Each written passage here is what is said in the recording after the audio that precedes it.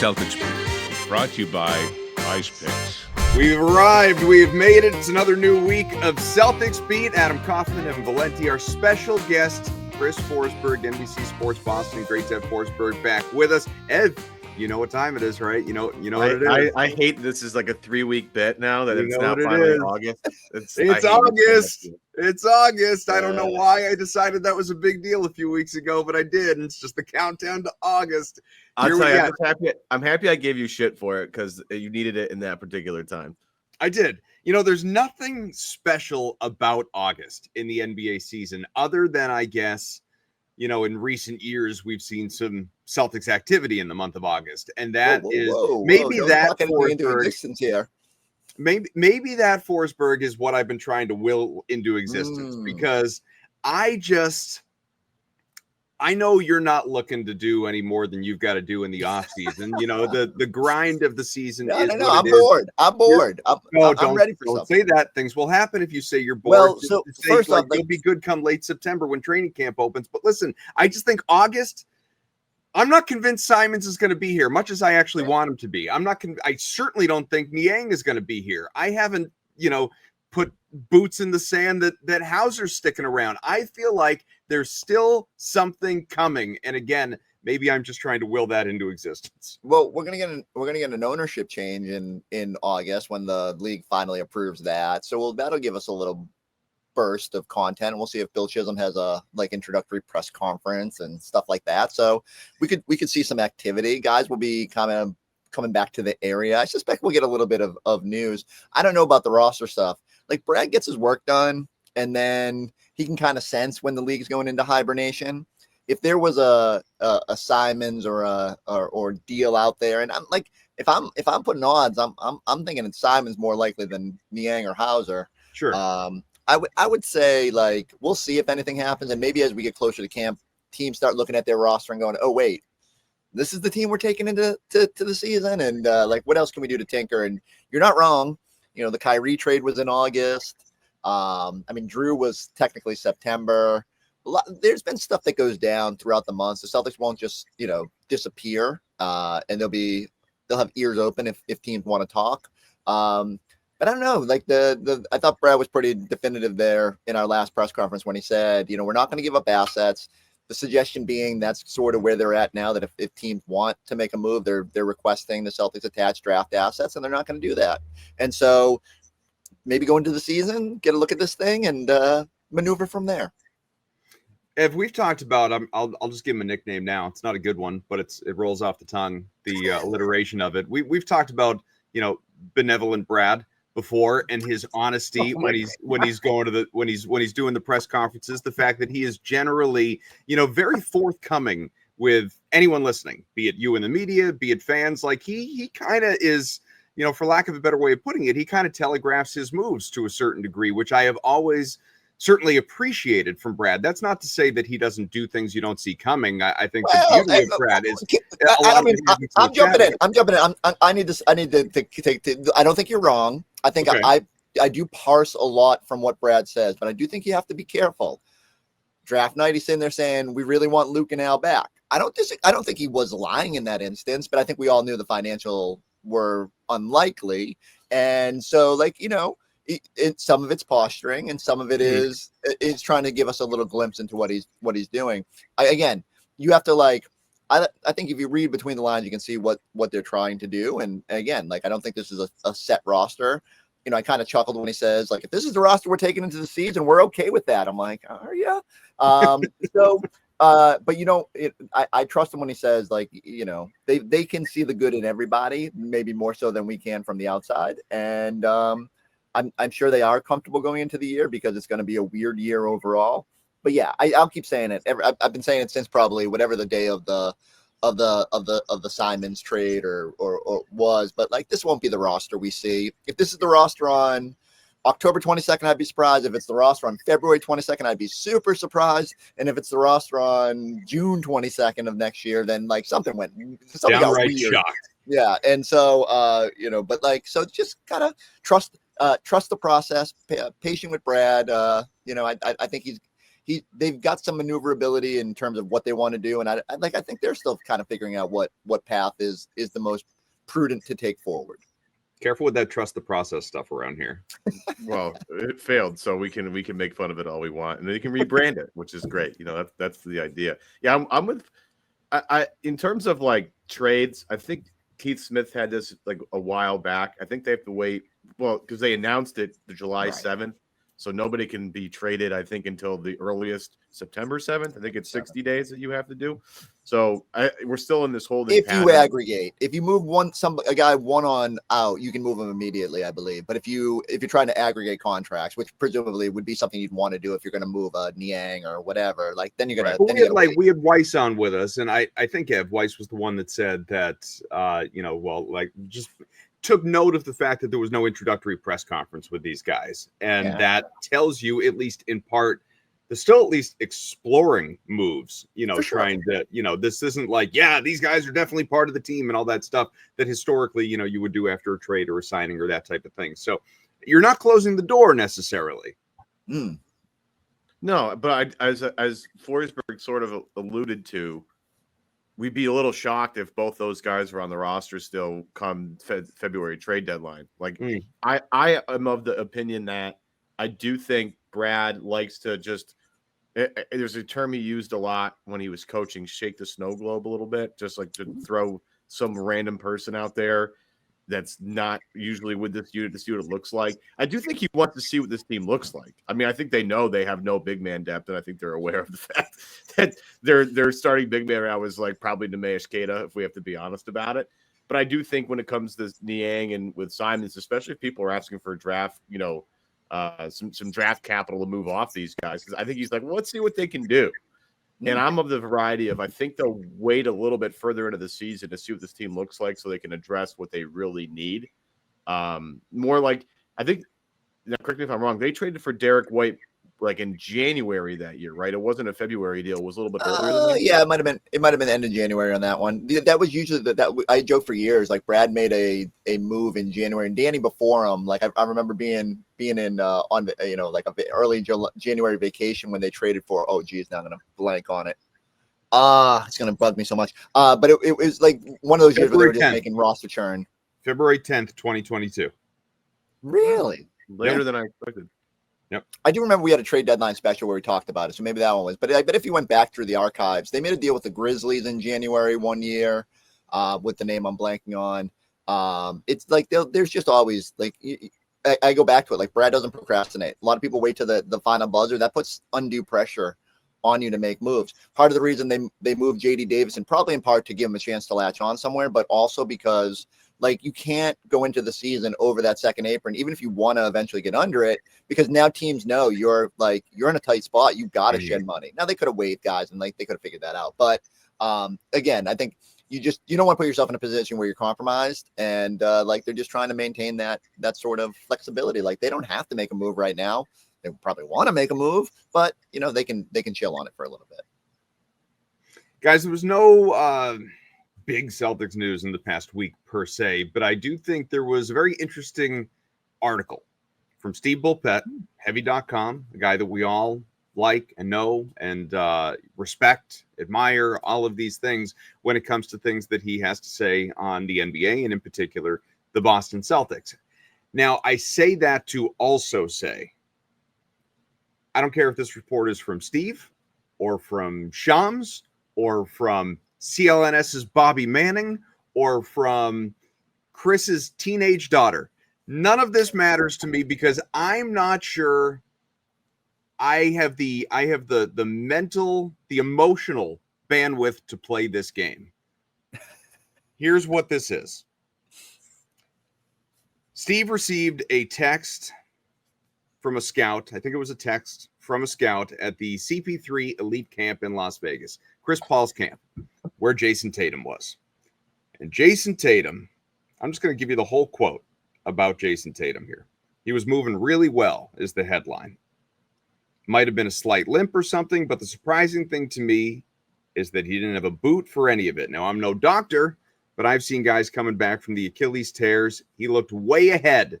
I was kind of shocked to see how well he was moving. I have no idea what any of this means for when he can come back. I'm sure him and the Celtics medical people have their program set up. They'll make sure that he is where he needs to be when he does get back, but he looks great right now. Of course, he didn't do any running or even jogging, but he was in great shape and he had no trouble doing his part at the camp. So I guess I'm just like, Tyrese Halliburton is missing all of next year officially. The Pacers have filed for the disabled player exception. It has been noted that the Celtics have not done that yet. Maybe because behind closed doors, there is some optimism that Tatum actually comes back before the end of this year. There is a part of me, and it's not at all the same, that kind of wants to go back in time to all of the things that we were saying, feeling, tweeting, writing when Gordon Hayward got hurt, right? 5 minutes into his Celtics career, and it was, yeah, but he could he come back for the playoffs? Could be back by the end of the year, right? He can come back, right? Hayward I don't want to live there again. Are we going to play this game, Forsberg, with Jayson Tatum? Do you believe, like, put for giggles, doesn't mean anything. We're not going to hold you to it. Put a percentage on it. What percentage of your brain are you allowing to believe that Jayson Tatum could play this year? So here's how I'll frame it before I try to give a number to it. I'll just say that I think one of the things the Celtics strive to do is never, you hear Brad say often he doesn't want to put a ceiling on a team, right? Like when we all ask him what we think this year's team is capable of, he won't sit there and say, oh yeah, like we're clearly not a championship level team, right? Like he will never put limitations on that. And in the same way, and like they did this with Gordon, it took probably, I remember he was I think we were in Denver. He was finally leaning up against the scorers table in Denver. He's like, look, he's not coming back. And it was just Brad had been so worn down of playing the game. But also, like, he wanted to leave over that possibility, not for us, not for, like, a perpetual storyline, not to, like, scare rival teams, but so that the player, like, can embrace, like, whatever, however they want to navigate that journey, whatever, like, they need to navigate this process. Because it is emotionally probably tougher. It's hard to say it's tougher emotionally than physically, but especially for someone like Tatum who has never dealt with an injury, this has to be absolutely taxing. Not being able to do what you love. We had his golf tournament this past weekend. Can't even do that, right? Like you forget how much of your life an injury like this saps. And so I get it. We were going to overreact to every single glimpse of him. We're going to ask Brad Stevens every time he's in front of a microphone, what's his recovery look like? I think it's absolutely fair to say he is attacking this rehab, that every indication is whatever a normal person's rehab schedule is, he's ahead of it. It's encouraging the little signs.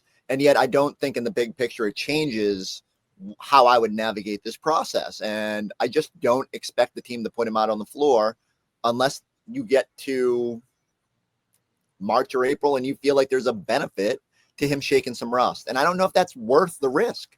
And so, again, it's a long ways out. It's hard for me to sit here and say when the sun is shining and, what we're going to feel when the snow comes down. But yeah, like I would just buckle up. Like it feels like every time Jayson Tatum is out and about in public, we're going to overreact to it. I will say this, asking some people that have gone through this and asking people that, that read the same stories, they're quick to point out, the doctors will tell you can't be in the booth the whole time. Like take it off, let that thing breathe.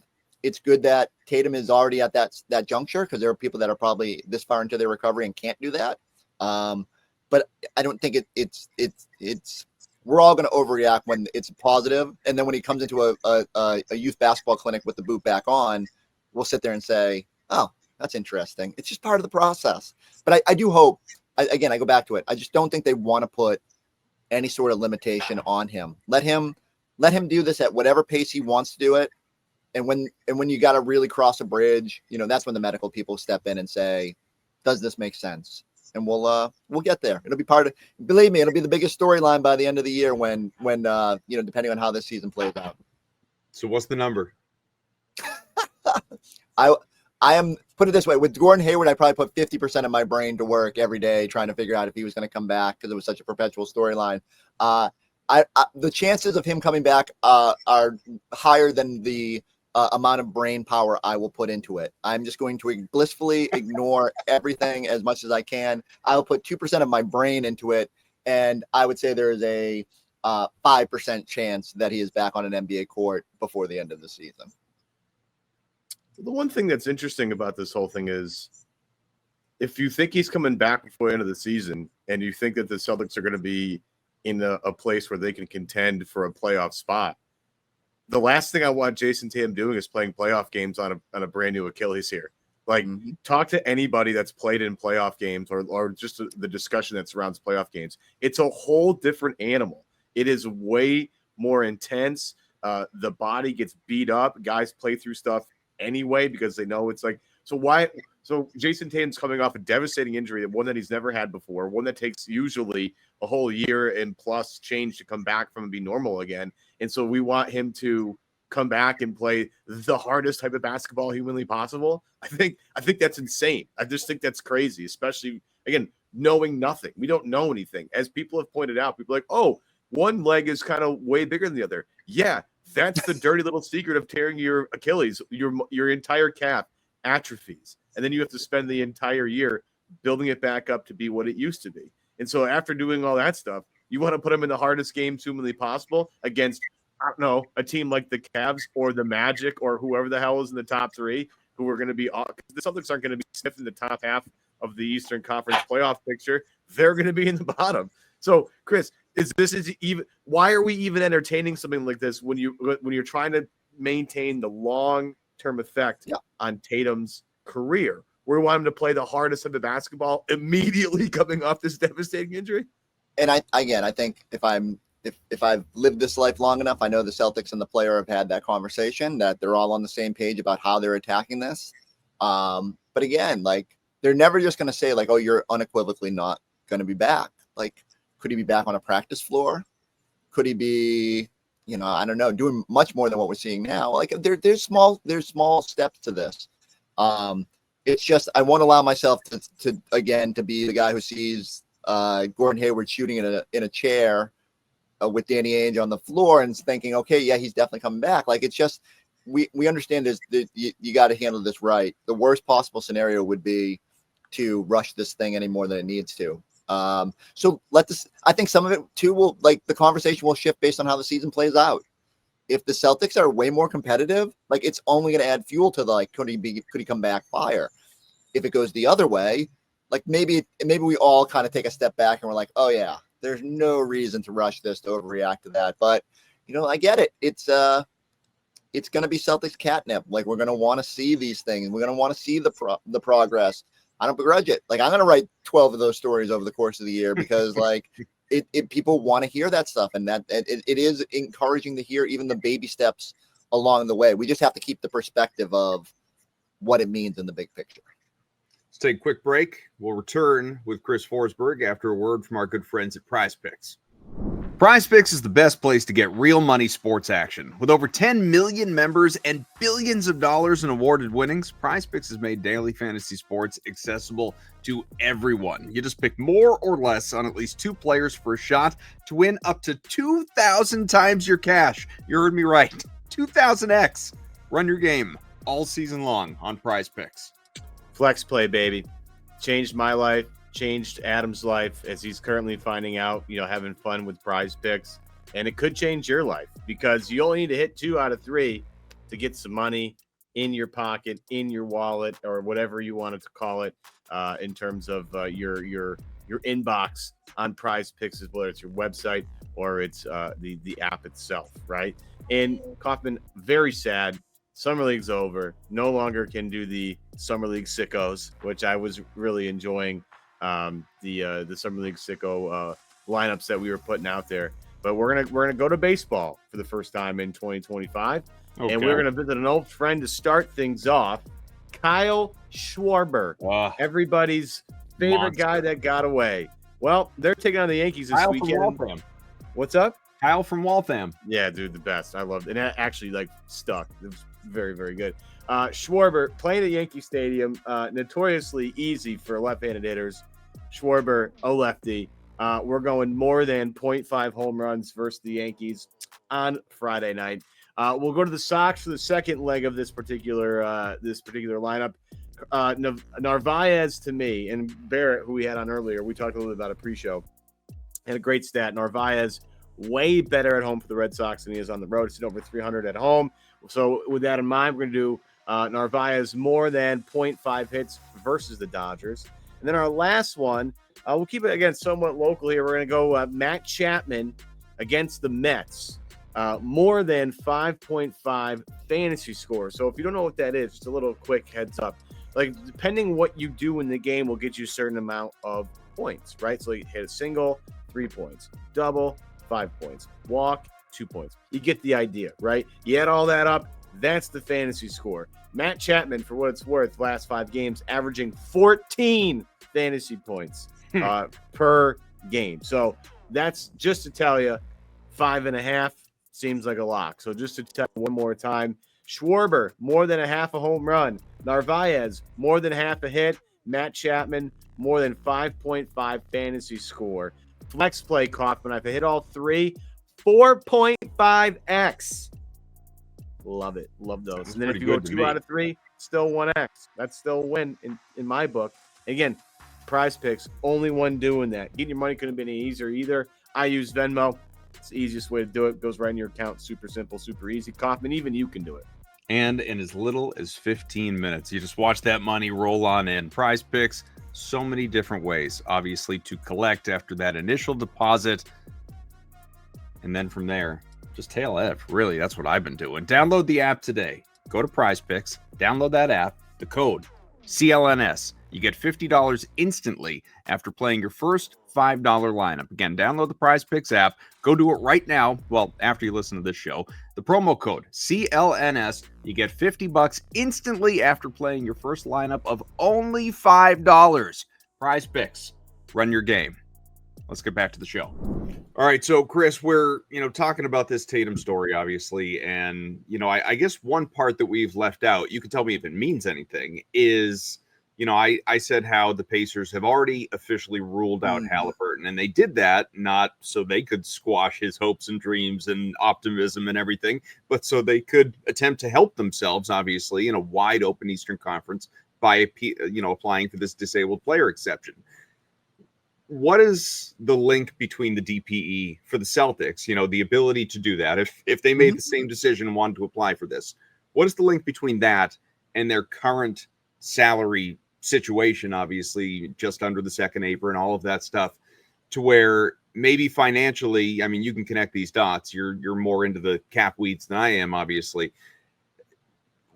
What is there resistance to apply for it, having nothing to do with Tatum and all of everything you talked about in terms of keeping his the emotional factor for him? Is there a link to not wanting to apply for it simply because of where they are financially? No, I think it's twofold here. One, like, I don't know I'll have to actually find out what the deadline to apply for it is, but like, the player isn't like necessarily ruled out if they get it approved. It just means an NBA doctor looks at Tatum's situation and says it's more likely than not that he's not coming back this season. And so then the Celtics would get, again, because his salary is so big, normally you get 50% of it, but it would be $14 million. It's because it's capped at the mid-level exception or whatever. And so the Celtics would have that as an asset if they wanted to use it. It's just, I don't know if there's a scenario out there where I could see them using it. Now, maybe they could use a portion of it if they wanted to try to outbid somebody for a young player that gets waived or something like that. So I could see some small window where they might be intrigued by it. So I do think they'll apply for it. I assume they'll get approved for it.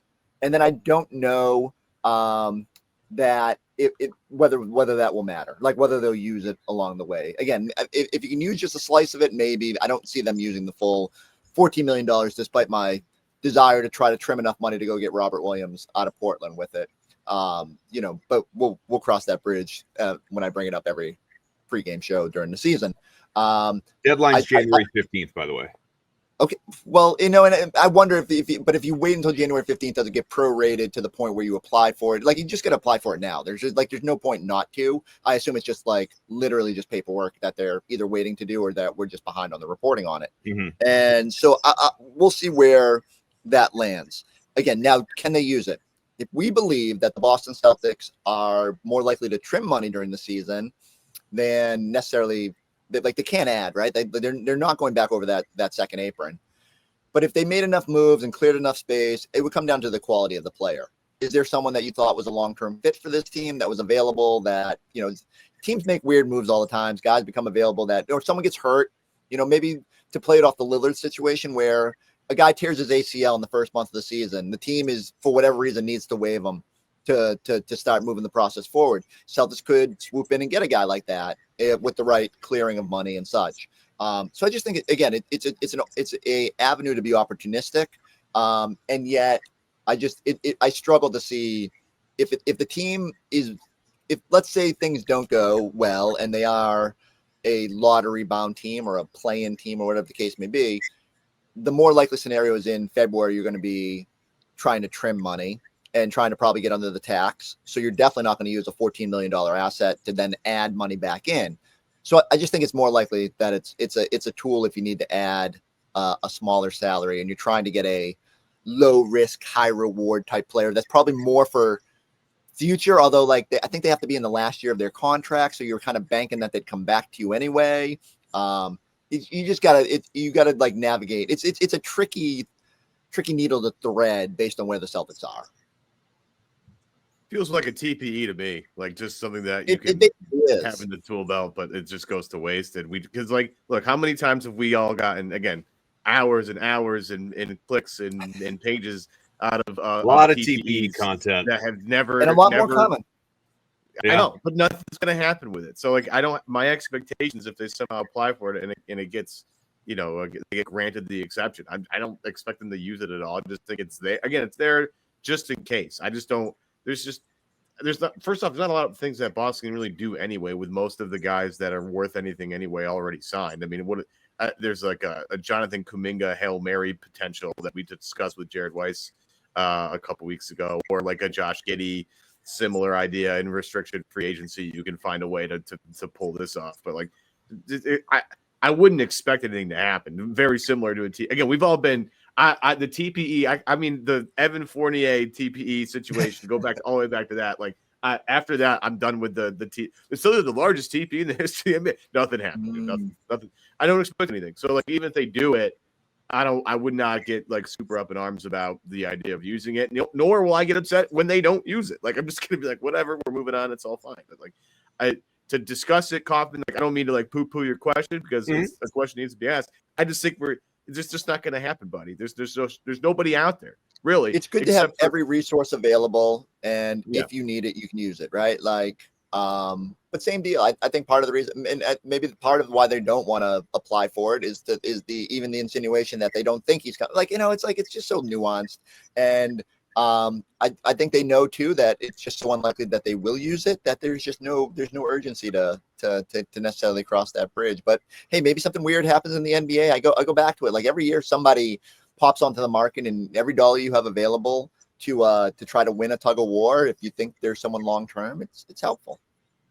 Well, if you didn't want to poo-poo that question, wait until you get a load of this doozy. I'm going to ask Forsberg right here. And Chris, we'll leave it with this one, then we'll let you go. But I'm going to get my money's worth. This is a two-parter. Will the Celtics sign Ben Simmons? Should the Celtics sign Ben Simmons? Okay. I'm gonna just like I danced and bobbed and weaved on your last one. I'll answer it like this. On for this one too. I have spent. I have a story that will come out eventually, and the lead of it is, it's the August doldrums when Celtics fans have spent this much time thinking about Ben Simmons, and the idea is one, it's been super quiet, right? If there was other stuff happening, maybe it would have been a fun one day thing, but yeah, I find I find myself sitting here going, does it make sense? Does it not make sense? I think any team in the position the Celtics are has to be just obsessed with low risk, high reward guys. It's the reason you make the call on Lillard. It's the reason you guys when Ben Simmons come available. You have to at least think about it. Do I think the best thing for the Boston Celtics is a guy? I go back to it. I say I believe the title of my story is the hunt for the next Evan Turner. So Evan Turner made a lot of sense in 2014 because he'd burnt off two teams. Philly didn't. The Philly thing ended badly after being the second pick. Indy wasn't a great stop for him, and no one really wanted him. The Celtics swooped in. I think they used some mid-level money that year. 2 years, $6 million. But his personality was perfect for that team, and it really helped that 2014-15 squad sort of start moving in the right direction. I think that group needed a veteran presence like that, a guy who kept the locker room light. You can convince me that the Celtics need that sort of personality more now than ever. When you lose a Luke Cornett and a Kristaps Porzingis, it's like you just need some levity in that room. So Ben Simmons is like probably the other end of the Evan Turner spectrum in terms of personality. But I get why people are fascinated by the move in general. Like a guy who has potential. You have no big men, well, no like extremely proven big men on this roster. I get why you would at least contemplate it. I suspect he will find a more intriguing situation for him. But if the dominoes fell where he was here, I could see him being a valuable player. I just wonder what the long-term play out is. Are you better off trying to develop a younger big man like Keita, even Garza? And, is that more beneficial to your long-term than throwing minutes to a guy who, if it's a 1-year deal and if you resuscitate his career, what good did it do you? Then he's off when you're trying to turn the corner. So it just comes down to it. If it's a longer term deal, maybe there's some value to that. Certainly you can see next year being beneficial. So I guess it all depends on how it would be structured and, what sort of role you're willing to throw him. How much time does he take away from other players? How competitive are you? And if you are competitive, are you giving him minutes or are you giving other people minutes? So long-winded way. You got to think about it. You got to think about these things. As much as people want to complain about him. It's a weird off season. People are Mad about Niang over an incident that Jaylen Brown sure seems to have moved on from.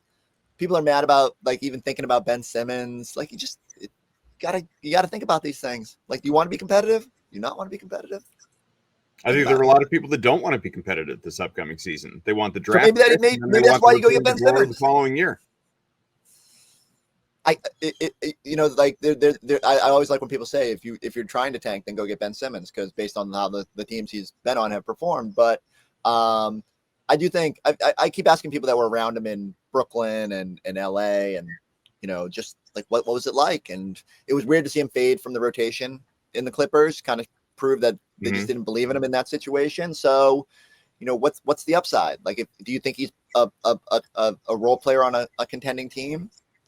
Teams sometimes convince themselves of those things, and we'll see just how interested the Celtics will be. I wonder if I think that with a roster spot, with all the things lining up, that if they were super intrigued, we'd maybe have heard something by now. But again, it comes down to options for these guys and what they think is out there.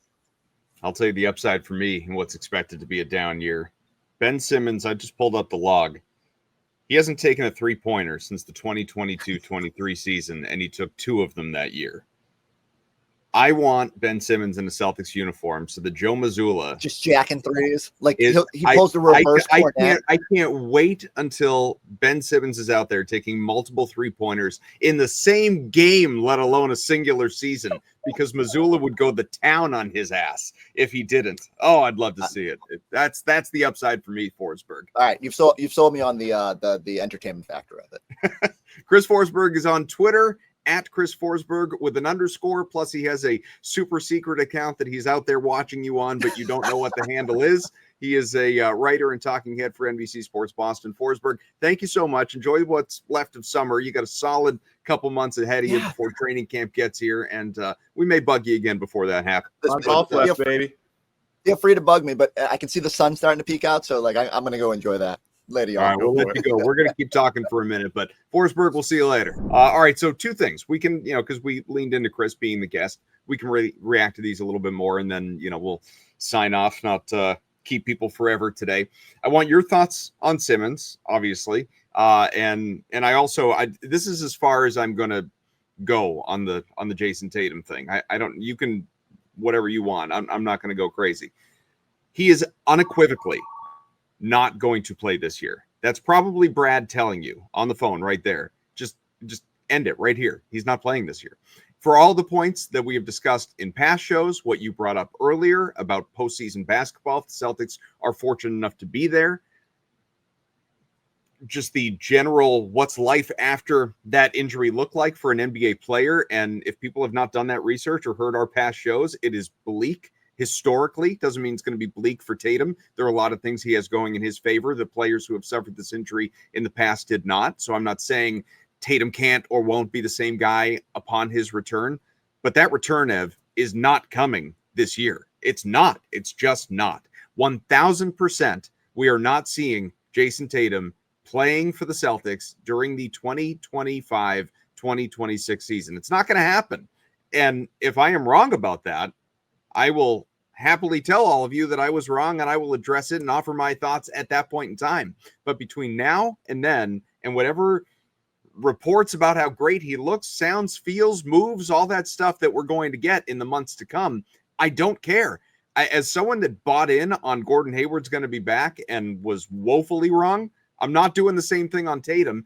And whereas that team could have really used Gordon Hayward, this one doesn't need Tatum, because this team's goals in the spring and summer of 2026 are not to contend, not realistically this year. So I'm not even going down that rabbit hole.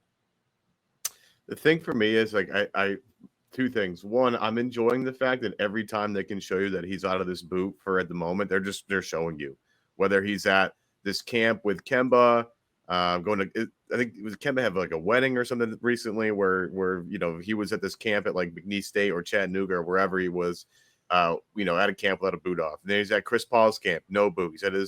He's at his golf tournament, no boot. He's in the car with his feet up on the chair, no boot. Like, they're going out of their way to show you that he's doing okay. Again, I have no idea what the recovery timeline from a torn Achilles is, because I didn't experience it myself. It is encouraging that Tatum is not using the boot at every waking moment. That's awesome. But like, is this all just for show? Like, I certainly don't know. You don't know. We'll find out. When he's in his house, he could be living in the boot. We don't know. Exactly. They're showing you a lot, which maybe that's a mental thing for Tatum. Maybe it's like an emotional thing. Maybe whatever you're using to motivate yourself to get through this thing, I'm totally game for. But again, it comes back to we want Jayson Tatum to come back from this devastating injury in the hardest games of the year and play well. Like, it doesn't line up for me personally. Now, that being said, Tatum is a little bit of a robot. Like, he just has never gotten hurt ever, really. At least in the Celtics career. Yeah, not a serious injury. With Duke, he was a little hurt, and I think that's what hurt his draft stock a little bit, quote unquote, that he was a little banged up and maybe wasn't effective because I think he had to get a foot thing. But he's kind of like LeBron-ish, where LeBron just seems to come back from injuries like extremely quickly. So maybe that factors in here. Maybe Tatum's like a robot, and maybe all the things about the surgery of being in New York and having the top surgeon and all this stuff coming together. You sound like you're buying. Work. What's up? You sound like you're buying. I'm not. I'm just saying that they're pushing a lot of this positivity, I think, primarily to get us all pretty jacked up. Who's about they? It, about Tatum's team, because it's not the Celtics pushing this. I think Tatum is doing this to kind of show everybody like that this is a possibility. Again, I am of the inkling that maybe he comes back in like the regular season, but just as a trial run. But I don't think he should, and I definitely don't think he should play anywhere near the playoffs, man, because it's a totally different beast. Absolutely different beast. And you don't want to re-aggravate this thing if you're really in for this for the long term. So that being said, I'm with you on this. I don't think does he get a cup of coffee? Maybe. I don't think anything valuable, like he's playing 20 minutes a game or anything, and especially at the playoffs. So you could see, I'll just paint the picture. You could see Celtics make the play-in tournament, let's say, because there's a range, right? Depending on the guests that we've had on, Celtics might win 25 games, they might win 40 games. It's like people don't know what to expect, and a lot of that obviously will be determined by the health of Jaylen Brown and Derek White, even Peyton Pritchard throughout the year. But sure, Celtics, let's say play-in tournament, and wherever they go from there, whether it's home or into the first round.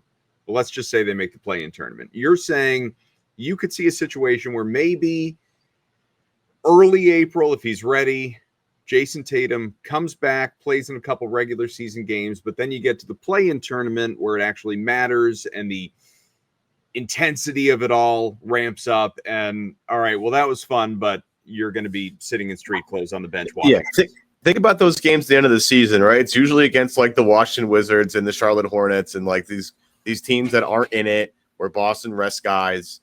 There's like home and home. So like I could see Tatum getting a couple of minutes in those games and just kicking the rust off a little bit. I can definitely see that. But Anything other than that, no way. And if I would shut it down immediately. I would not even let him unless something completely heroic happens where he's just back to being Jayson Tatum, the guy that we know and love, like in March. Because like stamina, like he's just not going to have the stamina. He's not going to have the strength. He's not going to have this. He's not going to have the rhythm, right, to play.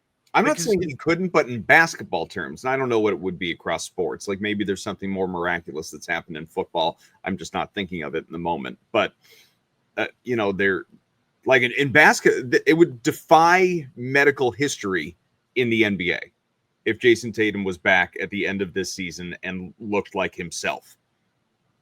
Totally agree. And so, like, with the exception of that happening, like just the biggest outlier in the history of NBA medical history, again, at the end of the year, you're playing some real whatever teams. You're playing the Washingtons, the Charlottes, we'll see where like the Brooklyns. Like you're gonna play some garbage team that's not fighting for anything. They're openly tanking so they can get better draft or at least lottery odds and ping pong ball odds. Like they're not really trying. So at that particular moment, like sure, throw him out there for 10 minutes and see what it's like. Obviously, if he's cool with it and the doctors clear it, everybody's on board with it. But like, yeah, the Celtics should not be trying to get him back for the season anyway. I think it's medically irresponsible to do so. Fair. All right, Simmons. I kind of love the idea. I'm not gonna lie to you. I kind of love it. And I'll tell you what. I think, as we've talked about many times this offseason, Boston needs a shift in how they play a little bit. Missoula needs to shift Missoula ball a little bit, not too much, because I don't know if you saw that chart flying around yesterday on Thursday of the movement and the impact of movement, where they ranked offenses all throughout basketball in terms of player movement, ball movement, and the impact it has on the offense. The Warriors have like the best movement offense because of Steph Curry and the way they're able to use him and generate looks just with his gravity. And the Raptors were the absolute, the tire fire of the whole chart. Celtics, were very well rated on this particular chart where the ball movement's good and it results in good things. So it's not like their offense is totally bad. It just failed them at the toughest point of their season. But sure. I do think there should be a shift. And I do think things do get stale sometimes, and maybe that's on purpose. Maybe that's Tatum and Brown doing their thing, mainly Tatum. They do need a little bit of a shift. And bringing in Ben Simmons would be an embrace of a shift to an offense that embraces more off-ball movement and more cutting. I thought grabbing Hugo Gonzalez, I thought snagging Amari Williams were two, I think maybe just like not red flags, but just like notes in that direction. Like that's what Williams is the best at as a guy that can facilitate as a passer out of the high post, finding cutters. Gonzalez, he has a lot of things that he's interestingly good at.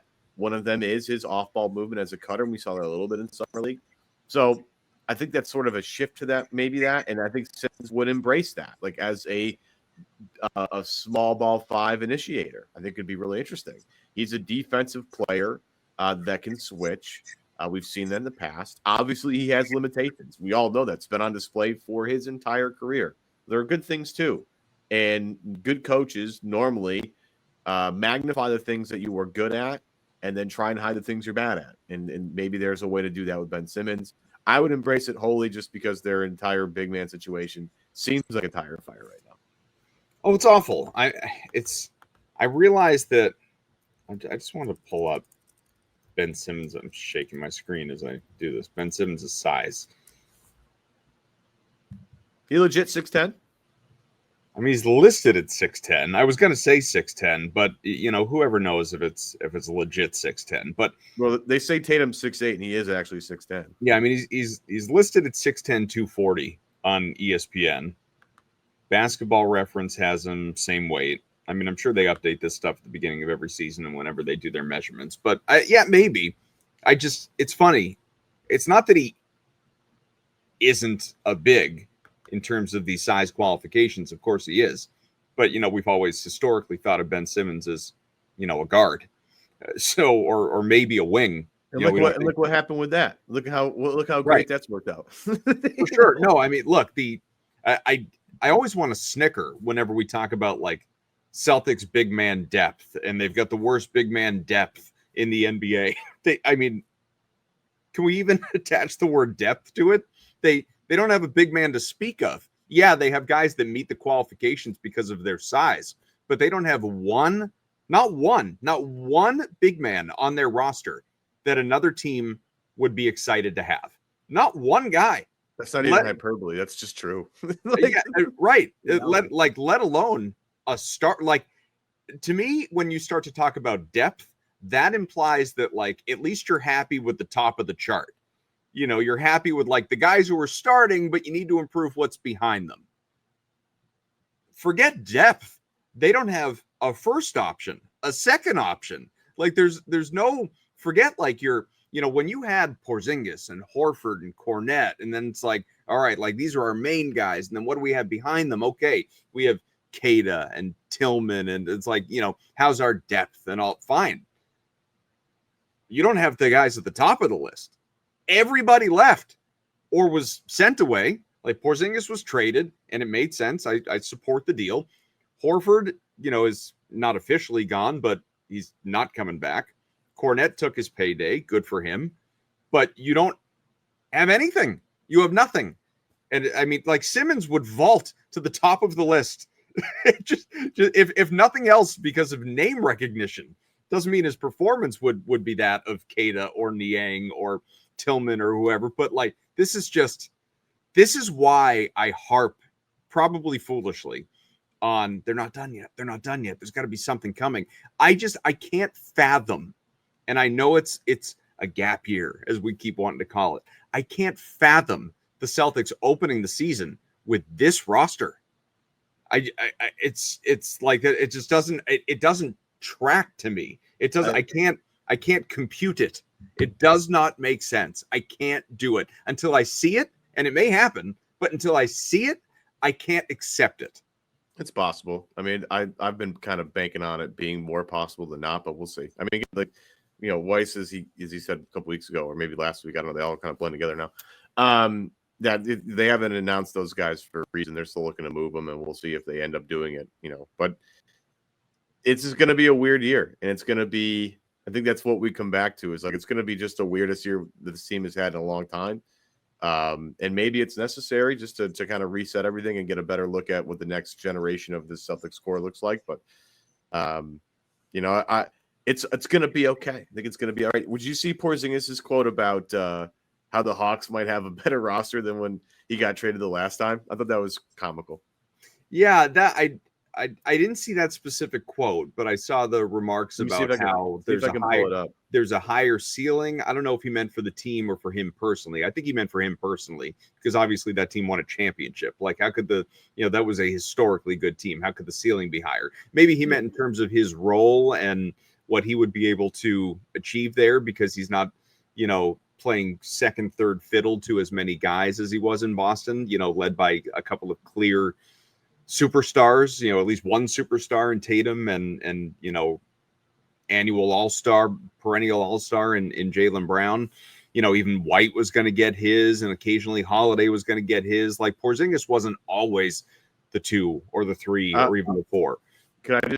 I'll agree to the quote here. This is Porzingis, one talking to reporters ahead of Eurobasket. Quote, I think expectations are high. Atlanta's on the edge of the playoffs the last few years, sometimes getting through the first round. It's a great situation for me to come in and contribute, maybe even better than Boston, where it was championship or bust. Here, the pressure isn't the same. It's easier to exceed expectations.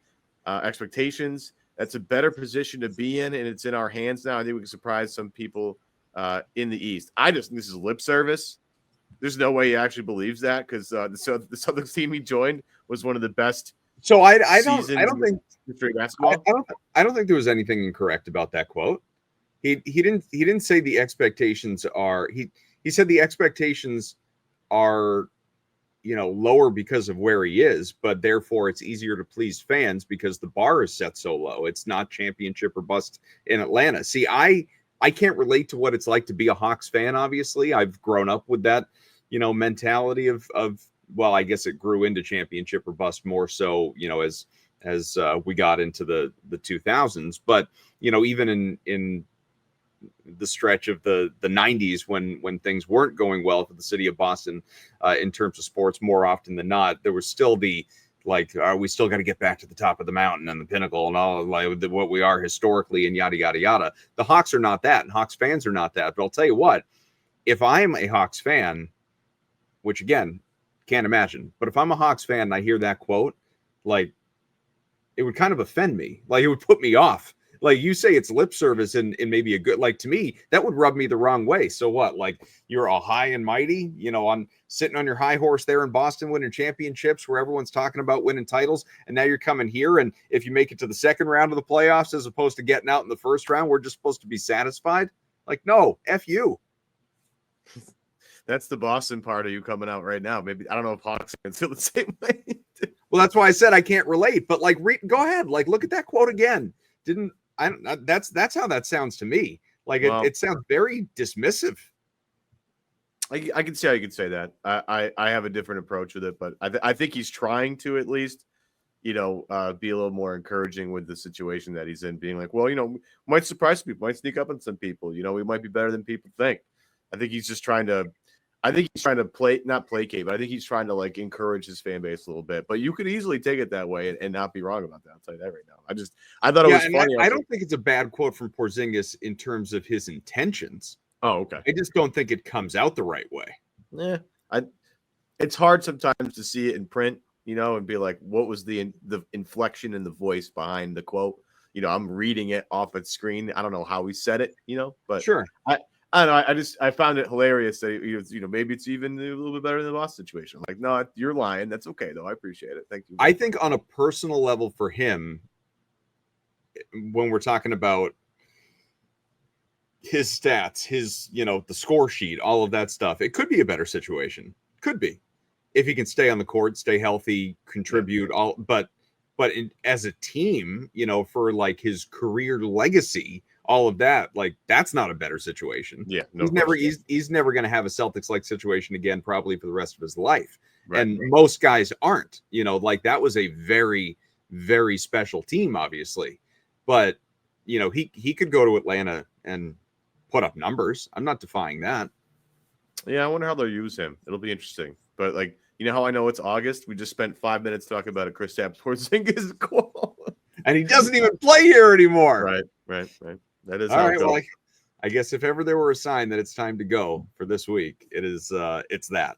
Yeah. Ben Simmons and Kristaps Porzingis talk. And will Jayson Tatum play this year? I know. No. But before we go, we gotta give a quick shout out to just CLNS in general. First off, thank you all for showing up to this show. Subscribe to the Celtics All Access channel on CLNS Media's umbrella of channels. Make sure you subscribe to the CLNS Media channel as well. Also subscribe to Celtics Beat if you listen to this audio podcast wherever you get your audio podcasts, either it's Apple, Spotify, or wherever else. But also, I want to shout out my guys Mike and Taylor at Pat's Camp. Those guys are killing it for the Patriots CLNS channel. They are there every day. They have podcasts after every single practice. So if you want to know what's going on at Pat's Camp, make sure you tune to those guys as well. I'm not saying it's just a dead time for the Celtics. We're talking about Porzingis quotes. Check those guys out too. They're doing a great job. Yeah, again, as I've said, check out the CLNS YouTube page. Obviously, subscribe to any and all podcasts that interest you across sports, and there are many. But if you're looking specifically for Celtics content, the Celtics All Access page on the CLNS YouTube page will find this show, Celtics Beat, and many others as well. But we thank you. We thank Chris Forsberg. For Evan, I am Adam. Thank you to the folks at PrizePicks. We've arrived in August. It's a wonderful thing, except for the fact that we're now running out of summer, and that's wildly depressing. School starts again later this month. I am not ready. We'll see you guys later.